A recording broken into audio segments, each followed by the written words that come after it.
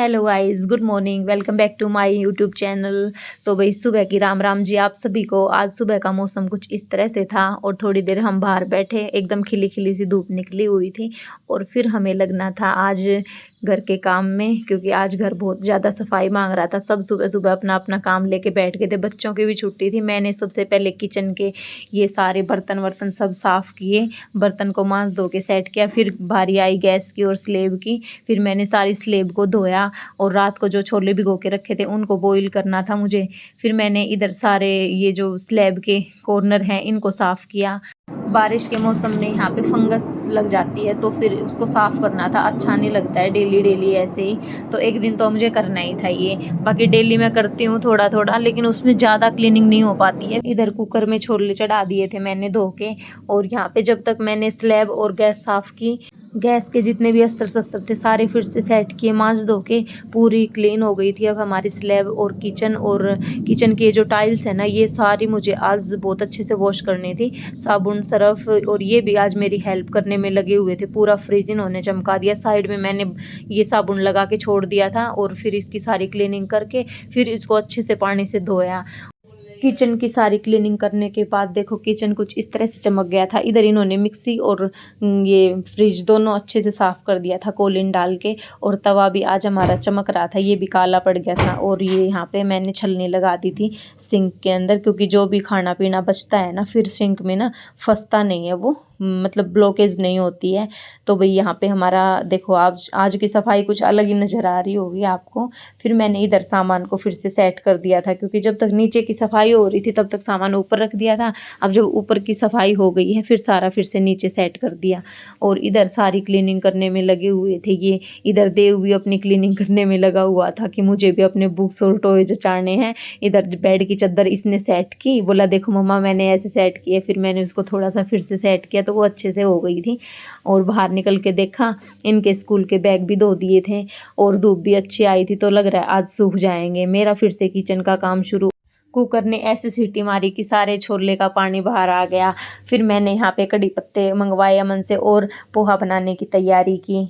और इनको पोहा बहुत पसंद है। मैंने मूंगफली फ्राई करके और साइड में रख दी थी ताकि मैं इनके पोहा में ऐड कर सकूं। इनको बहुत टेस्टी लगते हैं। पोहा बनाने का सारा प्रोसेस मैंने पहले ही वीडियो में बता रखा है, लेकिन अभी 3-4 दिन हो गए थे पोहा खाए, तो ये बोले हम पोहा ही खाएंगे। फिर मैंने इधर सारी तैयारी की, वेजिज वगैरह चॉप करके तड़का मार दिया और तड़का में डाल के मूँगफली भी मैंने फ्राई कर ली थी। फिर इनके यहाँ पे पोहा रेडी होने वाले थे, तो ये बोले कि खट्टे मीठे पोहा खाएंगे चीनी और नींबू वाले।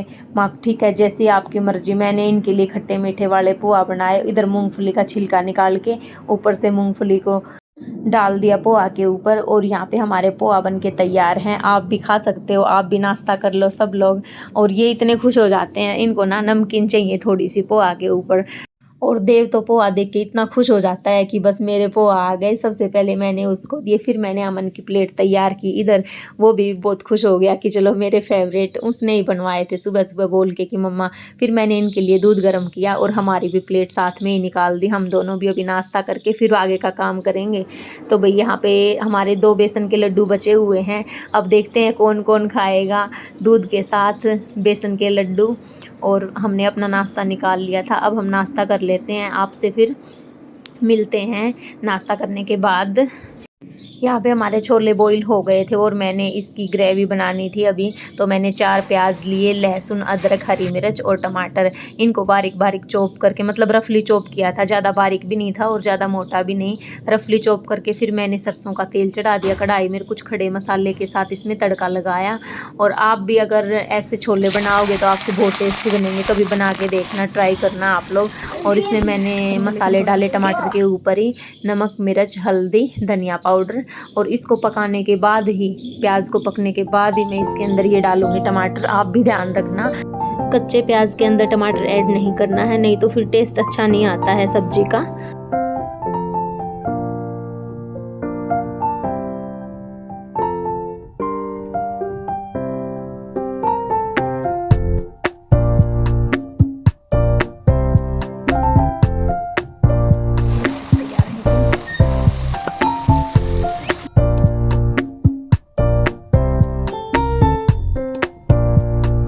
ये हमारा सारा मसाला पक के तैयार हो गया था। फिर मैंने एक दही का पैकेट लिया और 2 खीरे, इनको साफ़ करके छील के फिर मुझे रायता बनाना है।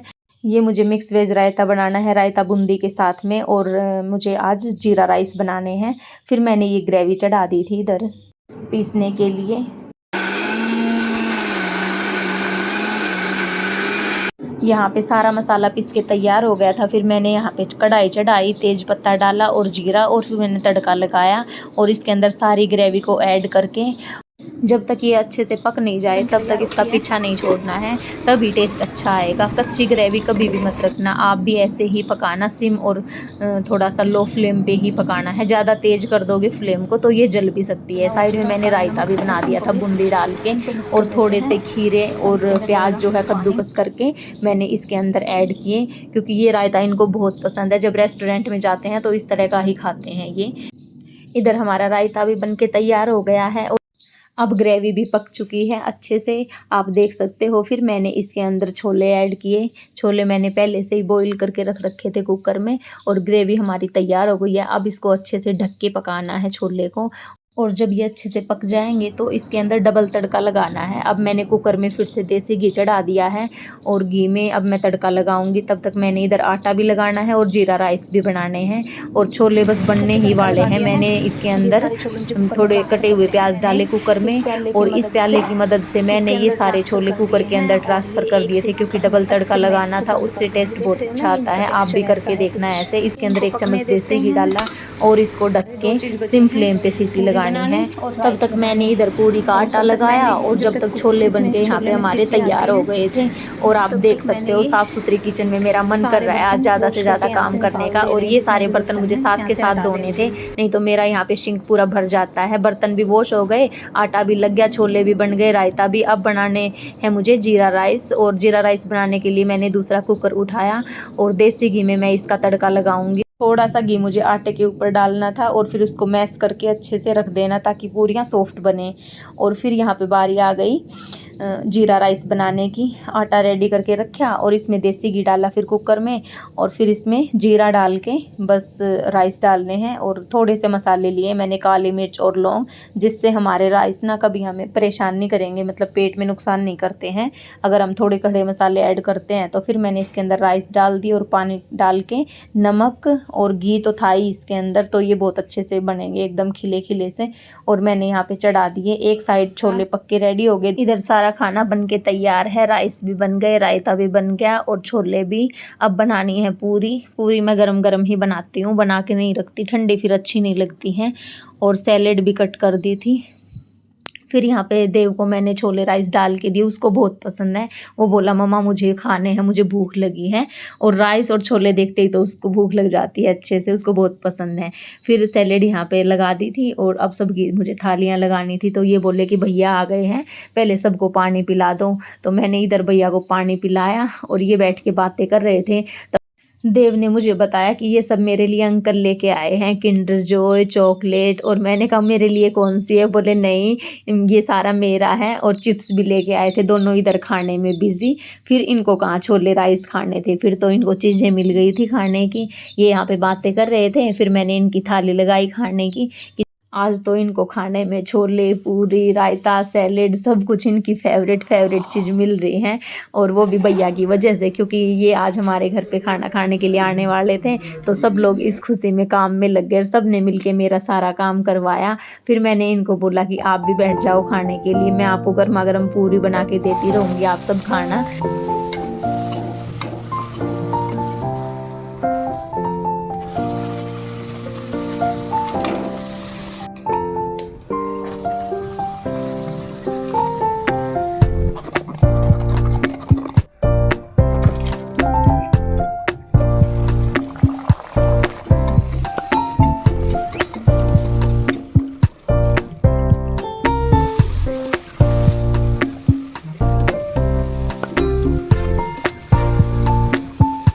गर्मा गर्म छोले पूरी देख के अमन को भी भूख लग गई, बोले मम्मा मेरे लिए भी खाना लेके आओ। फिर मैंने इसके लिए भी खाना लगा दिया इधर, और ये सब बैठ के यहाँ पे खा रहे थे और बातें कर रहे थे। फिर मैंने सारी पूरियाँ बनाई गर्मा गर्म और इनको खिलाई। लास्ट में बारी आई फिर राइस की, फिर मैंने इनको छोले और राइस डाल के दिए। आज मुझे बहुत खुशी हुई, सबने मिलके इधर अच्छे से खाना खाया। फिर मैंने इनके बर्तन उठाए और इधर अमन ने भी अपना सारा खाना चट कर दिया था। बोले मम्मा बहुत अच्छा लगा। फिर बारी आई आइसक्रीम की और सब वेट कर रहे थे कि आइसक्रीम लेके आओ अब। फिर इनके लिए मैंने आइसक्रीम निकाली। ये पिस्ता फ्लेवर वाली आइसक्रीम थी, बहुत टेस्टी सी। फिर यहाँ पे बारी आई मेरी खाना खाने की और मैंने अपने लिए गर्मा गर्म पूरियाँ बनाई और सैलेड रखी साथ में और सारा खाना पीना खा रेस्ट किया। और शाम को फिर हम चले गए बाहर।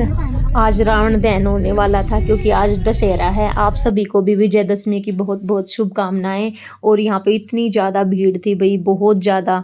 और यहाँ पे पैर रखने की भी जगह नहीं थी इतनी। फिर बच्चों को संभाल के दोनों के हाथ पकड़ के हमने इनको आगे लिया अपने से कि आप हमारे आगे आगे चलो, क्योंकि इतनी भीड़ में फिर कहाँ ढूंढते फिरेंगे। और यहाँ पे ना मेला लगा हुआ था, बच्चों के खाने पीने की चीज़ें और खेलने की बहुत सारी चीज़ें। फिर इन्होंने बच्चों को शॉपिंग करवाई। ये बोले हम अपना सामान लेंगे। इनके पास कितना भी सामान हो, सारा सामान कम पड़ जाता है।